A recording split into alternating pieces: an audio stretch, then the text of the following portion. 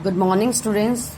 The chapter which we will start today is chapter of history, Nazism and the rise of Hitler. In this chapter, we'll read about Nazism, what does it mean, and how Hitler he became the dictator of Germany.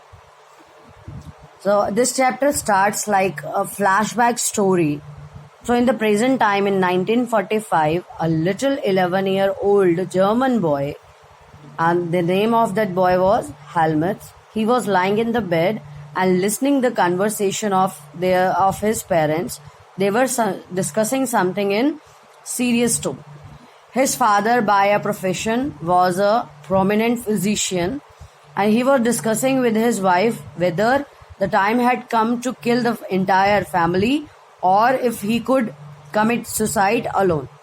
And his father continuously he was speaking about that he had a fear of revenge and saying that now the Allies will do the same which I have done to them, which we have done to them, and with Jewish. The next day he took Helmut to the woods. Woods means forest. So, and the next day of that conversation, the father took Helmut to the woods. There they spent their last happy time together, singing old children's songs.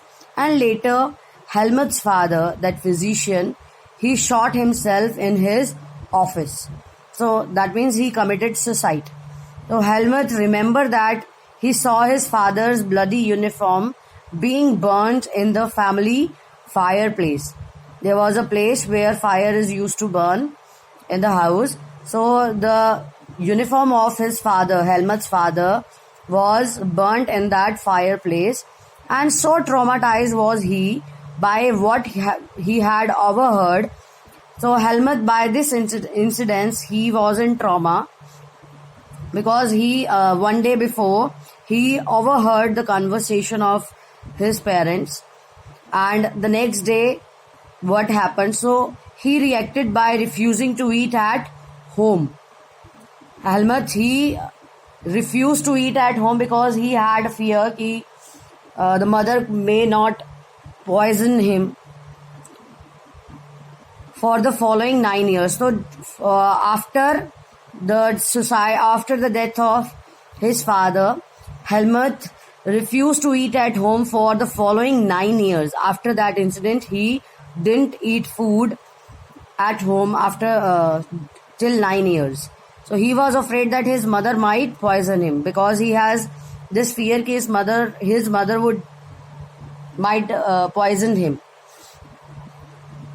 Although Helmut may not have realized all that it meant, his father had been a Nazi. His father was a Nazi and a supporter of Adolf Hitler. Many of you now know something about the Nazi and Hitler, or or you probably know of Hitler's determination to make Germany into mighty power. See, Adolf Hitler was a person who support Nazism, and he wanted to make Germany into a mighty power. And this was the ambition of Hitler, to conquer all the Europe. So you may have heard that he killed Jewish, but Nazism was not one or two isolated acts. It was a system. Nazism is not only this act Adolf Hitler, he killed Jewish people and he promoted Nazism. It was a system. Nazism was a system, a structure of ideas about the world and the politics. Let's try and understand what Nazism was all about. Let us see why Helmut's father killed himself and what the basis of his fear was. So in this chapter, we'll get to know what actually Nazism is. We try to understand what is Nazism and why Helmut's father, he killed himself. What kind of fear he had. So in May 1945, Germany surrendered to the Allies. Allies means, it is written here, the Allied power were initially led by UK and France. In 1941, they were joined by USSR and USA. Allies means when many countries they join together for particular mission and they fought against different powers. So here earlier allied powers were UK and France, and then in 1941 they were joined by USSR and USA, and they fought against Axis powers. Axis powers, the Germany, Italy and Japan, they were Axis powers. So in this chapter we'll read about Nazism. So in May 1945, Germany surrendered to Allies. Germany, that was Axis power, it surrendered itself to Allied powers. Anticipating what was coming, Hitler, his propaganda minister Goebbels and his entire family, they committed suicide collectively in his Berlin bunker in April. So Germany has surrendered to the Allies, and Hitler, his propaganda minister Goebbels and his entire family, all of them, they committed suicide together in Berlin in the bunker. You must have seen bunkers of army in April.